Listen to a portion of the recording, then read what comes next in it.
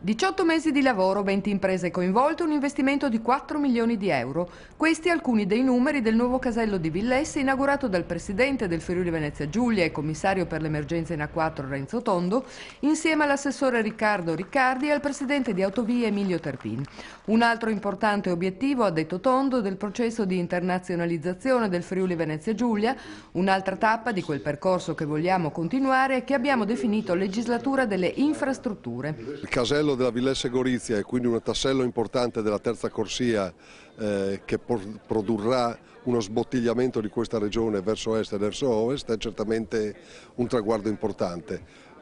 Portarlo a compimento in una giornata come questa e soprattutto dopo un percorso ad ostacoli è doppia soddisfazione.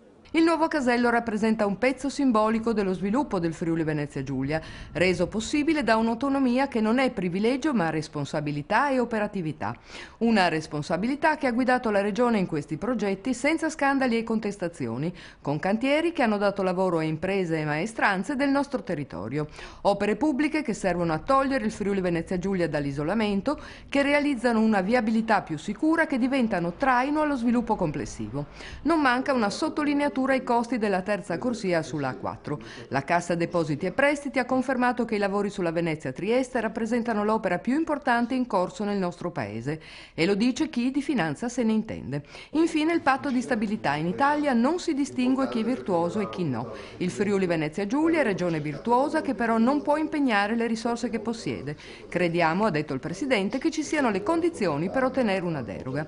All'assessore Riccardi, che ha definito la nuova struttura la seconda porta dell'Italia verso est, il compito di ricordare il lavoro fatto in questi ultimi 5 anni, proprio sul versante delle infrastrutture viarie.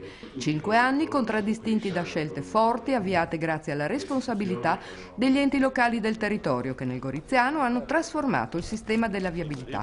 5 anni, ha detto, contraddistinti da lavoro, meriti, fatica e rischi.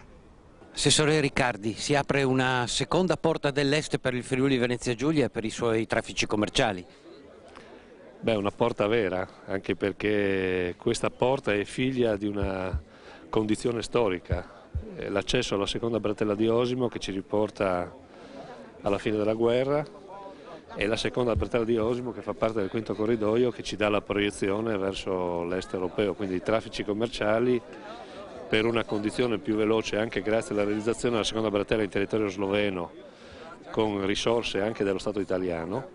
Oggi quest'opera sostanzialmente apre, se c'era ancora un confine, ma in realtà il confine non c'era, ma sicuramente migliora quelle condizioni di flussi di traffico e plasticamente ci dimostra come il futuro è aperto. Quindi questo è il lavoro duro di 5 anni, al di là dei fatti, dei battibecchi, delle posizioni a favore, contro, qui ci sono i fatti.